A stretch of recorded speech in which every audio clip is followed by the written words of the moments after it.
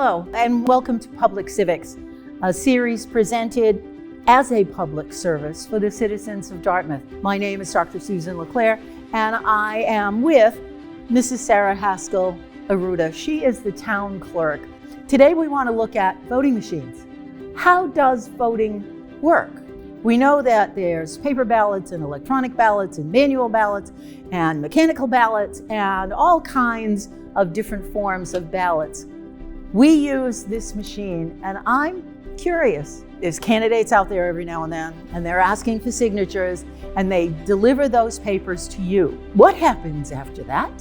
So the first thing we do when we take them in is myself and my team, we certify every single one of those signatures. And to certify a signature, actually there's quite a process that goes into it. So we're looking to make sure every person is a registered voter in Dartmouth and that signature matches what's on file. So many of those are in our state system, which is really great, but if they're not, we're looking at a paper card and matching each of those to make sure that those people have really signed those nomination papers.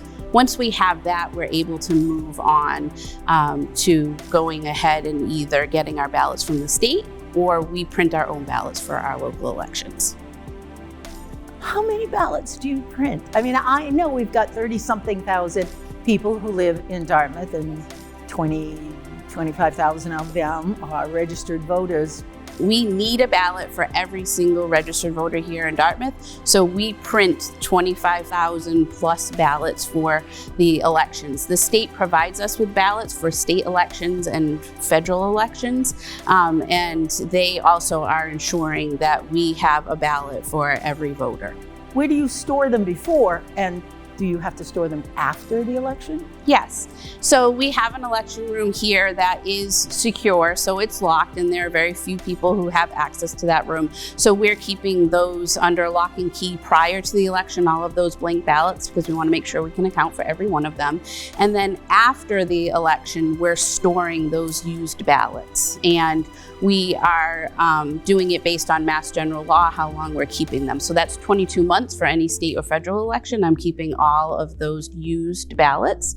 And then for local elections, we only have to keep them for 30 days. A lot of it has to do with how long people have to question or recount for elections. And so we keep all of those under lock and key for all of that time, and then they are shredded. Now, we use these machines. How do you know they are accurate? We are having our machines serviced annually. We have a state bid with LHS and they print our ballots. In addition, before every single election, we test every machine that could possibly be used. So all 9 for the precincts, and then we have 2 backups in the event that we needed them. And so we test in every single machine, we test 50 ballots of every type. So if we have a primary and you have Democrat and Republican ballots, we're testing 50 of each. And we're trying to make it simulate what election day might look like. So we would have an vote for too many people. We would have write-ins. Sometimes we have stray marks. We have every possible contingency we can think of that we practice to make sure that our machine is going to be able to read those ballots and they're going to be accurate. We take those 50 ballots that are our samples, we hand count them, and so we have a result, and then our machine also prints us a result, and then we compare and contrast them to make sure it's counting exactly as it should be. You do all that by yourself? Is there anybody who can come in to help? There's always a team of people helping me. I'm never doing anything by myself. It is open to the public. Anybody can come watch, and we post that on our website. And we have people come from the Republican Town Committee and the Democrat Town Committee who are generally here to help me. And then my team in the Town Clerk and Elections Division also help me. So it's not watch and wait, it's more like watch and work. Oh, absolutely. There's no standing around. No standing around. We have everybody come in and generally are likely to help us. And we appreciate all of that help because it is quite an undertaking. I'm going to say, wow, again. I mean, it's so much more complicated than I think most people figure out just to get to this thing. I know you put your ballot in here. Yes. What magic then occurs as it goes through? So this is an image cast, and really it is a very large scanner. So also when I'm testing and prior to the election from LHS, our vendor, we are getting 2 computer chips that go into our machine, and they're secured after our testing, and they are scanning, taking a picture of every single ballot that is run through. So all those ballots on election day, they're filled out, they go through here. A picture is taken of every single one, so in the event that we had a problem, we would be able to look at that. We also have 2 chips, so if one was corrupt, we have a backup. So they've pretty much thought of everything.